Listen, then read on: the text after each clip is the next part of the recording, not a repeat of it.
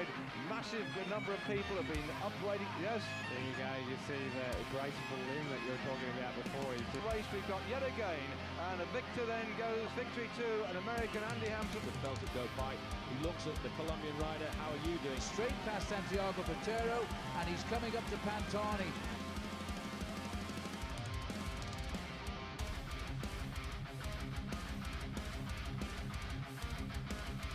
Armstrong is sitting in the last few hundred metres as we come towards the finish of this monumental stage. And Armstrong, as we start to approach the line now, Pantani grits his teeth and accelerates and over the line. Is going now to win stage number 15. Sepp Kuss, an emotional finish from Durango in the USA. Sepp Kuss wins.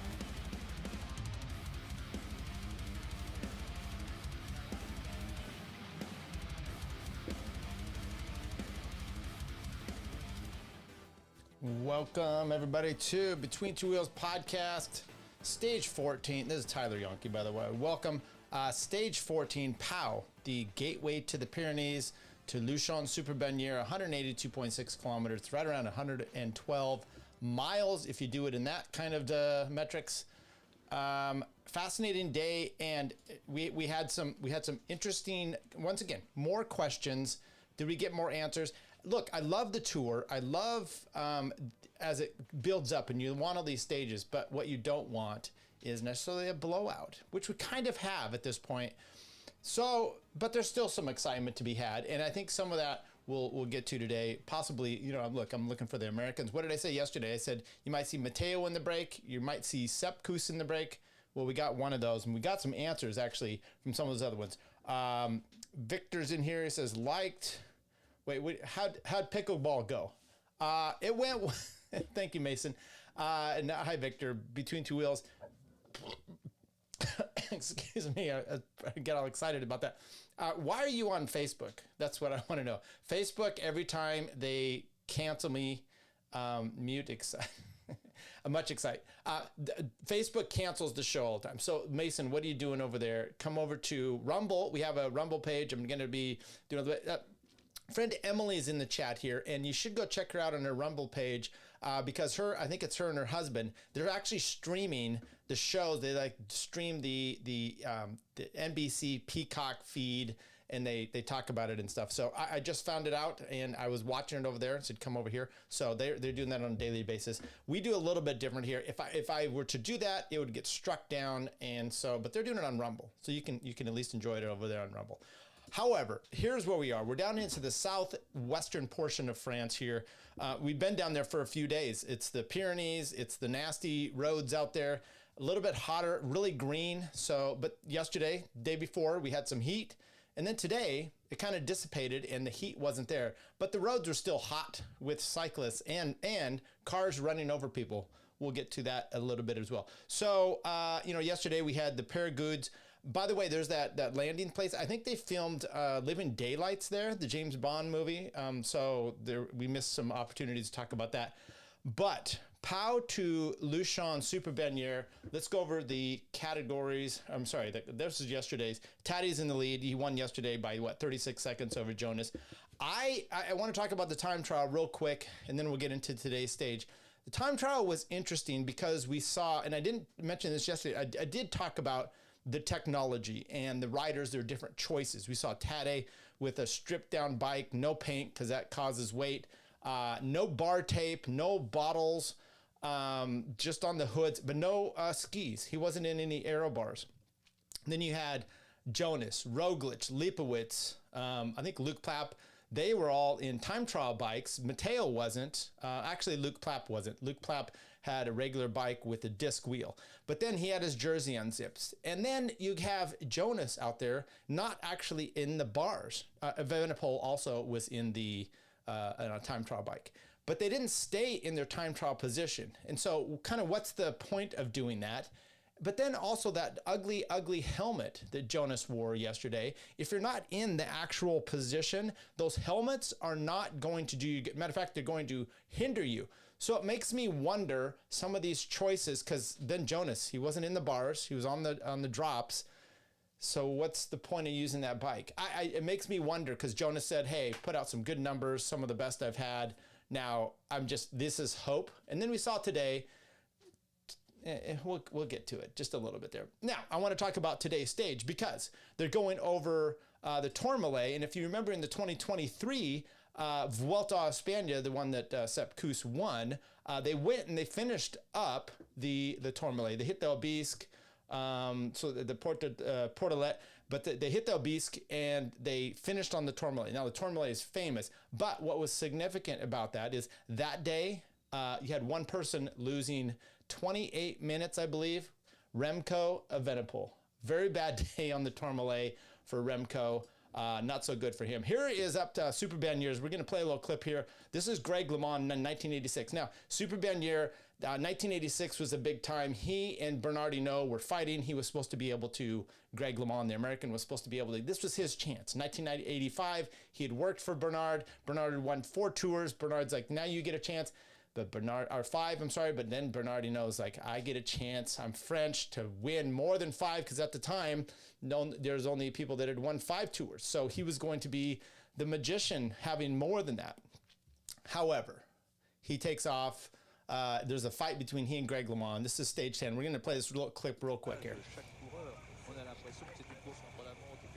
Okay, it's in French, so that doesn't help us any bit. But anyway, Greg LeMond, you can see what happens is Bernard Hinault attacks up the road, up the Tourmalet, gets a gap on Greg LeMond. Greg LeMond actually then has to attack out of the group. He chases down his own teammate, drops Bernard Hinault, and you can see the riding styles are just different back then, right? Pushing a big gear. There's Greg LeMond, but he ends up. There you go. That's Superbagnères back in 1986. However, 1989, Greg LeMond gets shot. Actually, not too far out for here where I am. He gets shot by his brother-in-law, some buckshot in his heart. Big problems. Comes back with the team PDM, has some issues, doesn't really do it. No one wants him at this point. And he gets picked up by this team ADR, goes to the Tour, wins the time trial. I think it was in Futuroscope. Could be wrong about that.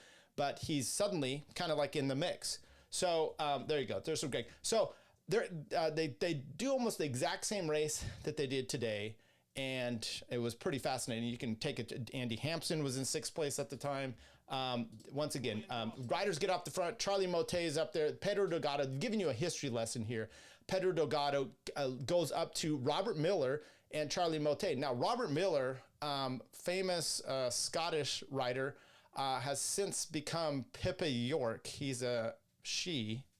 Interesting. I would wonder how he would do if he raced against the women. That would be an interesting one to do. Either way, that was a fascinating stage because it was real close tour. If you remember, 1989 comes down to basically the finish between Greg LeMond and Laurent Fignon on the final time trial into Paris. But this one going up to the final here, like I said, Greg LeMond actually gets distanced a bit here by... because it gets real steep at the top by Fignon. He rides away from him, and Fignon ends up taking the jersey, has a 7-second lead, and then Greg LeMond ends up coming back a little bit later on. But there you go. Superbagnères, the different times it's been in the Tour de France, most recently 2025. Pau was a starting place. Let me see, 1961, 62, 71, 79, 86, 89. And you can see Greg LeMond, Robert Millar, and... yeah, so they hadn't been back there since 1989. So big day for us today. The Tourmalet is a giant. Now this one is, I think, the most visited on the race. It starts down there in 1910. It's been there. They've had stage finishes up. Andy Schleck won there a few years ago. Now that was the year Contador. I think that was Chaingate with those. Pinot is one up there. Jean-Pierre Daguillaume. 1974, okay. But in 1910, I mean, you can see they hit this climb a ton. Very famous climb, long climb. Let's take a look at the actual stage for today. Okay, whoops. I don't want you to look here because you're going to spoil about who actually won the stage. But there you go. There it is on the day. The Col de Tourmalet. Long ass climb.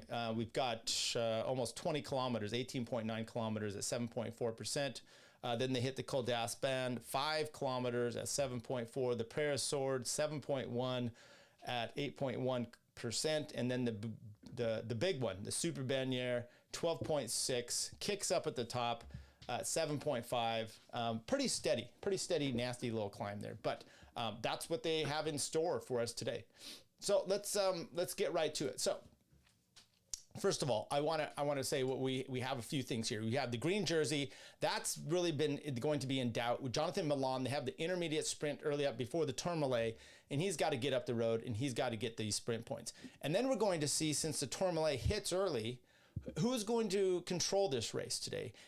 Is Visma going to just continue their chaos tour where they're just throwing everything at it? I don't think they can do that anymore. But we'll see. Is UAE going to try to control this? Ben Healy and EF Education, are they going to try to get up the road and do some damage as well?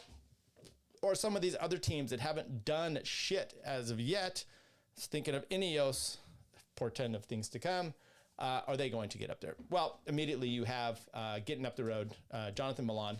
However, Mateo Skilmos, who we saw on the break the other day, he goes down in a wreck. We will play a little video of that wreck.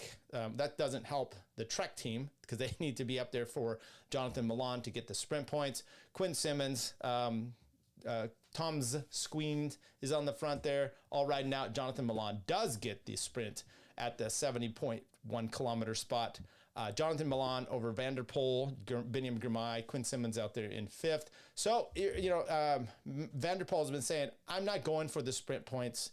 I'm not going to be, but yet he is. And I think it's important because he got 17 points today. There's 20 to Milan. He's still in the mix. And then you have a race like tomorrow, which I don't know that Jonathan Milan is going to be able to get to the finish with the front group. So maybe that is a day for Van der Poel to be taking this thing. Very, very likely a chance that it can happen. Right after the sprint, they start into the bottom of the Tourmalet, and it gets kicking off. Alaphilippe's up there with Storr. You got some other riders. But immediately, Wellens gets on the front, and they start doing pacing for UAE. Now, if we're going to talk about how this ends up on the day, but when you look at UAE and what you're doing on the front, now yesterday, Tadej said, I'm not giving any gifts away. I'm going to race to the finish. I'm going to try to win as much as possible. I don't fix my floors in the middle of the year. Like my wife, I'm not married. His wife, like Jonah's wife was wanting him to fix floors. Tadej's out there killing it on a camp, sacrificing with his teammates, and they're out there sacrificing, and they're like, hey, why don't you win? And he's like, okay, I'm going to win. And then he puts up, like last year, 6 victories in the Tour. And then people are like, oh, you should share these. And he's like, my teammates don't want me to share. I'm putting in a lot of sacrifice. I'm not going to share. Now, we said this yesterday. You don't have teams coming after things like, why is Cavendish winning 5 stages in a Tour? That's not fair. Yeah, you don't see that when sprinters, but somehow when Tadej destroys everybody, they don't like it. However, the race isn't over. You got it last week. We got Ventoux, which has not been pleasant to Tadej before. We've got Col de la Loze, which has not been comfortable and very good at all. Remember, he said into his radio, "I'm dead." That's the stage you remember from a few years ago. So he's got a little bit of redemption coming up here. So he puts his team on the front. Is this a wise thing? I don't know. I don't know if it's a wise thing, but he does. Wellens gets on the front, and then they kind of back it off because in the back there, Narvaez is going pee. And then at the same time, you have Remco Evenepoel on the Tourmalet out. Now we're going to show a little picture. He does hand a nice little bottle. He's waving the cameras off as well. Look, I'm split on this, which is he's going through. When this stuff is happening, I had a story about when I was racing back in Fitchburg Longzhou Classic back east, and I got put off the back due to a mechanical, chasing all day. Went to grab a bottle for my team. I said I wanted water. They gave me like Coke or something, and I sprayed. So I was sticky all day. And I'm off the back just trying to finish because it was second stage of like 5 or so. So I'm trying to do what I can. And I keep coming around. The crowd's like, but there was this cute girl, and so I started smiling and trying to make jokes with her every time I go around. So I don't know. He could have done that with the camera. He gets paid big bucks, and partly because it's on TV and we all watch this. So you can't help but understand that the TV cameras are going to be there watching you. But with that in mind, he doesn't like it. And so, you know, I know, give him a little privacy, but yet you're Evenepoel, you're not going to get all that much privacy. 107 kilometers into the race, it starts kicking off. Carlos Rodriguez ends up getting up, and you see Sepp Kuss, he's up in the break. Einar Rubio, Lenny Martinez, Tymon Aronson is up there. Carlos Rodriguez, like I said, he ends up bridging up to her, and we have a pretty good sized group. Matter of fact, the riders are hang on, I think I've got I don't think I could bring this in here, but I could read them off here.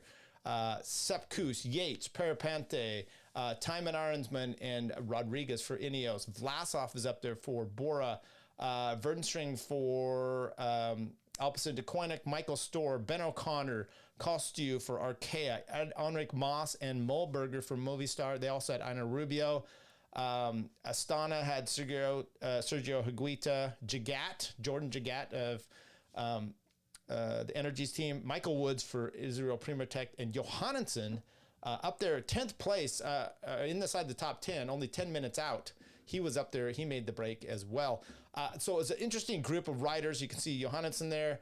Ben Healy, I think he was trying to make the move up there, but that wasn't to be. So he actually, I think, went back into the group. However, Simon Yates comes on up, and you have a decent group of riders still heading up the Tourmalet. But midway up the Tourmalet, Ben O'Connor and Lenny Martinez decide to head out. Hope Remco feels better. Yeah, you know, here's what it is with Remco. If you don't know the story, over the winter, he got hit by a mail truck. Now, when I say mail truck, I mean like not a male, female, but I think, you know, like a postal service truck. And he damaged his shoulder. He was off the bike, I think, for 4 months. He comes back pretty hard, you know, pretty quick, and he wins his first race out there. Then he's, you know, had some up and down. I don't think he had the base necessary to sustain this kind of race. He needs to understand that in his head, which is like, sure, last year you were third. You've won the Vuelta. You've been third in the Tour de France before. You definitely have a chance to podium here. It's just things have to go right. And so he will get better. I'm looking forward to cheering for him more next year, because he's not going to be on Quickstep or Soudal, because I can't stand that team. Mostly because of Lefevre, their owner. Anyway, Lenny Martinez, they got 7.2K to the top. I don't know why he's striking. Well, I do know why he's striking out, but I don't know why Ben O'Connor decided to do this. There was a lot of this today, which is where there was so much climbing. It was either up, and then they just descend for, you know, 20, 30 minutes, and then it's boom into the next climb, the Abyss, the Parasword, and then the final up to Superbagnères. There's only between, I think, a little bit of a valley on one of those, like 3, 4, 5 miles. Which did cause some havoc as far as, you know, being able to stay away.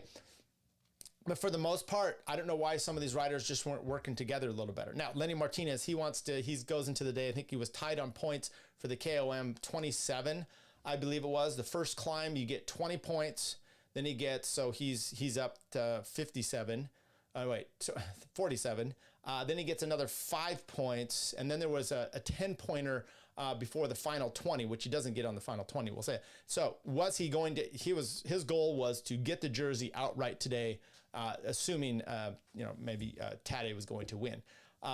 Anyway, he goes up the road. Ben O'Connor is not able to stay with him. He comes back to this group, and this group then is fighting their way. Now, Enric Mas, he ends up having a bad day, but Lenny Martinez goes over the Tourmalet. You get a bonus, some money for doing this. It's all great. He gets his 20 points, but then the weather goes bad. He comes over the top of this climb with about I want to say a 2 minute, almost a 2 minutes gap on, it ends up being Sepp Kuss and Parapente.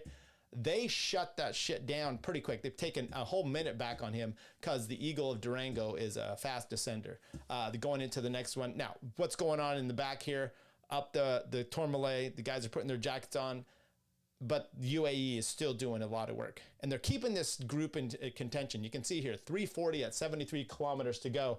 They're not letting this thing go out because Tadej is going to win, I guess. So that's what he's going to do. However, Lenny Martinez gets caught by Sepp and Parapente, and then things start kicking off. You go over, he gets 20 points. Mike Woods gets second over the Tourmalet. Vlasov, Sepp Kuss down there in sixth. Then you had the Aspan. Lenny Martinez gets 5 points. Sepp Kuss and Parapente coming in 3 and 2 points. And then you have the sprint on the Col de Parasword. That is where Arnsman starts to attack.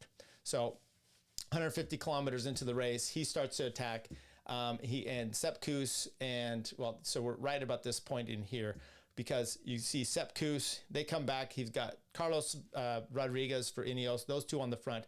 Arnsman was doing work, it looked like, for Rodriguez. I don't know why, because that doesn't work out. Ben O'Connor's having trouble. Parapenter's having trouble. Sepp Kuss and Simon Yates are having trouble. And then UAE is on the back. They take that from 3 minutes down to 2.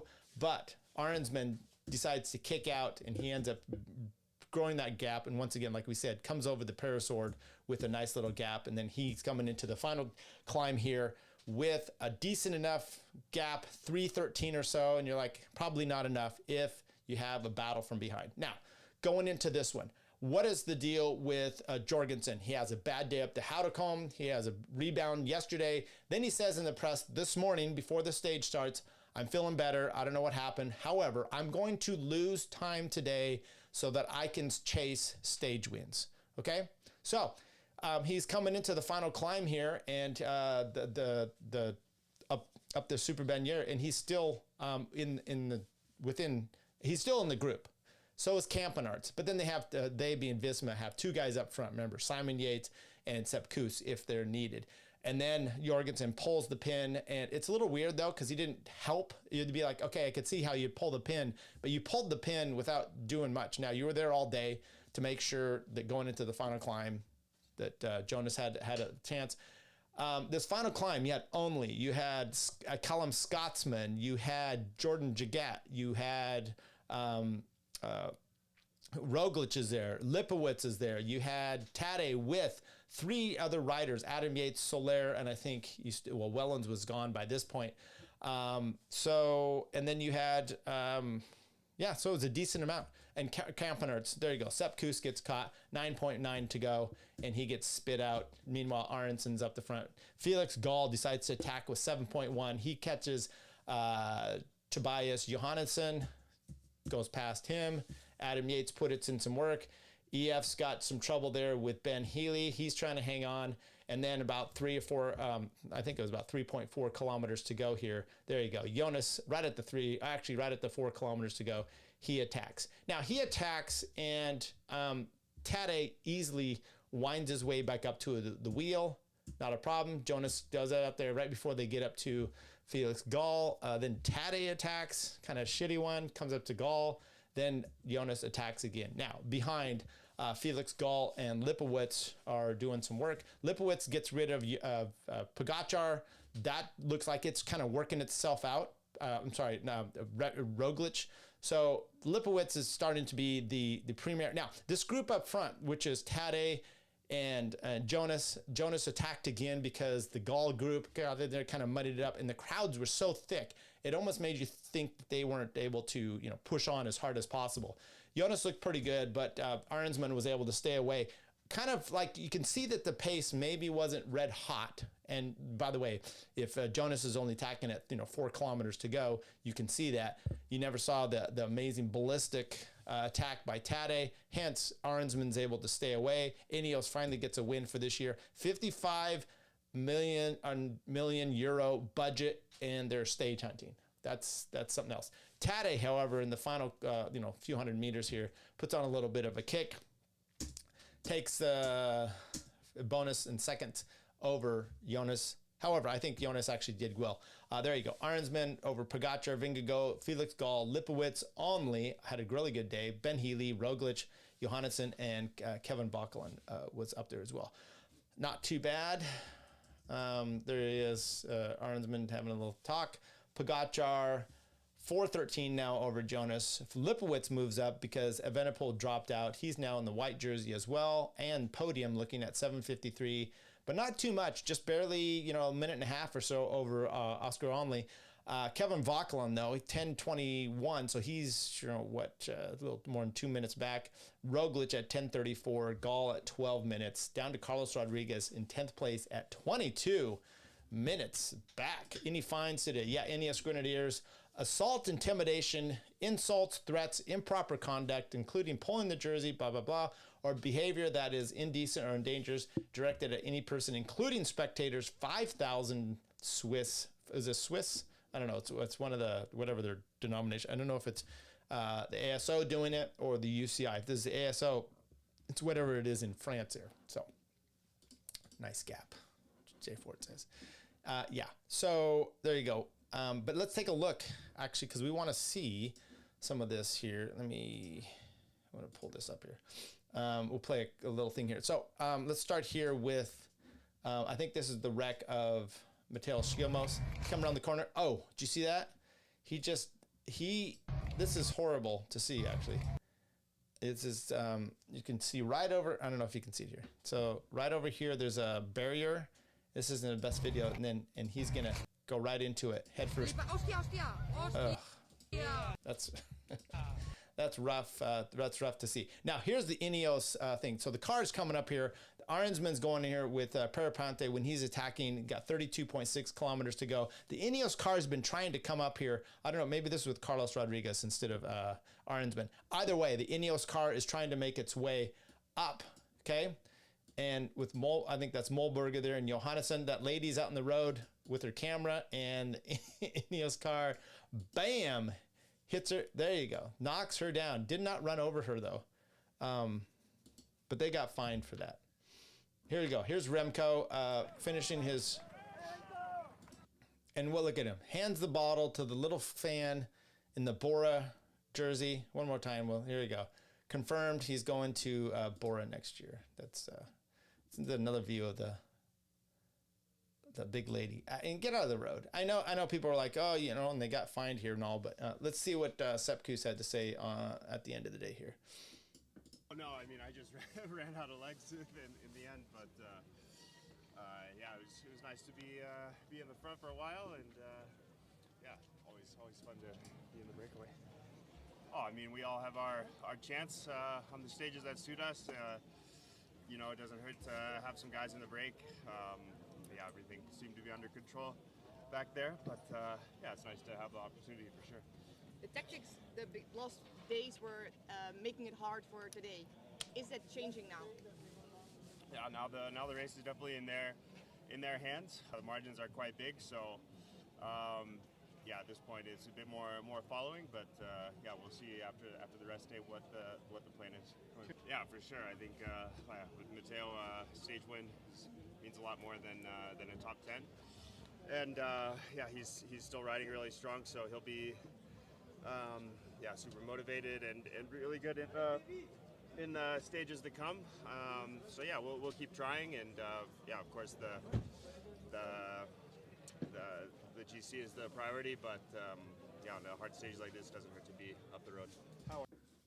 All right, so a few thoughts on that, which is one, I think Sepp was getting up the road. It was a mixed bag, which is, and I believe this is the case. When you can watch how everything played out today, time-wise, if you have the line up here, which is UAE was keeping this break in check. As soon as Sepp Kuss kind of pulled the pin, or Arnsman went up the road and Sepp wasn't really involved in it anymore, UAE let the gap go back up. Because remember, it was 2 minutes there, but then it comes up to like 3:55 or over that. The Arnsman actually gets as he's going up the Tourmalet. So was UAE specifically riding to keep Visma from winning the stage? I believe so. So that's an interesting little thing you have there. So it's difficult. You saw that last year when Mateo gets up the road and Tadej chased him down, beat him, caught him at the top of the climb by 21 seconds. That was disappointing for Mateo, but that's what happens. Did not happen today where Tadej, chased down Arnsman. So they were willing to let Ineos get a win, but not Sepp Kuss and definitely not Visma. So I just think that's some of the tactics that got played out there today. Now, it's still impressive to see Sepp starting to make some inroads and playing a good part. I didn't know that all the tactics needed to be played the way they were today as far as him in the break. I told you, there's like Lenny Martinez up the road, then he's going up there. It's like, if you kept things together, because there was a time Sepp Kuss breaks down, takes a minute off of Lenny Martinez down the bottom of the Tourmalet. Then they going up the Aspan. Lenny Martinez makes a little bit more of a gap, and then Sepp and Perepintre catch him on the bottom because they're just flying down so fast. But then there's some distance between the Aspan and the Parasord, which they had to ride just these three, and then the big group behind him catches him. And so, you know, why are you putting in some of these efforts so far out? That's the question that I had, at least. And, you know, to me, it seemed like maybe a wasted day out there for Sepp Kuss, but, you know, possibly. So, okay. So what do we have for tomorrow? Tomorrow is Muret to Carcassonne, and let's get to that. Because I want to talk about what I think is going to happen with this one. 169.3 kilometers, so basically just a little bit over 100 miles. It's not a super long day for the guys, so I could see them racing their asses off. Plus, you have a rest day on Monday, which means, you know, you put it all out there, you get a rest day, a little bit more time to recuperate. I could see after this sprint point here, maybe Quinn Simmons, maybe Van der Poel gets up the road. You can see an EF type of thing get up there. Maybe Wout van Aert, because he hasn't been doing anything. So it's maybe a time for him to go, which means maybe then you have UAE pulling on the front, trying to bring things back. But, you know, someone that's kind of up there in the sprint points, you can see Mathieu van der Poel saying, hey, this is a good chance for me. Maybe take some sprint points here. And you've seen this before where they come through the intermediate sprint and they continue up there. We saw that with actually it was Ben Healy the day he won, he and Quinn Simmons. So that's what we have tomorrow. I fully expect a breakaway, because why would UAE keep this in check? Doesn't make sense, especially with the rest day. And then you have the vaunted Mont Ventoux, big ass climb here, coming up to the finish. What do we got? 15 kilometers at 8.7%, 15.6, and it's just all exposed, and it's pretty nasty. And if we have some of the history, like I said, back, I'm trying to remember, it was 2022, that Tadej got dropped there by Jonas. You know, that comes into play. Plus just all the memories and all the Chris Froome, the year that they couldn't go to the top because it was too windy. He runs into the back of the motorbike, breaks his bike, starts running, tries to get on that yellow bike. It didn't quite really work out. So you always have interesting little things coming up there, but that's what's coming up. So rest day tomorrow, we'll see. Maybe it's not going to be a sprint. You're likely going to see, like I said, a breakaway with some strong riders, and those riders will be the riders that you've been seeing, because at this stage of the game, you're worn down, and the strong riders are really coming to a fore. Like I said, maybe Quinn Simmons finally gets his stage win. I'm looking for that, but I would think maybe Wout, and who knows who is else. Ineos got theirs. It could be up for anybody. All right, everybody, thank you. Like, subscribe. Remember, we have the Rumble channel we're going to try to promote, because we will maybe watch some of these videos without getting struck. See you tomorrow. Tyler Yonke. Adios.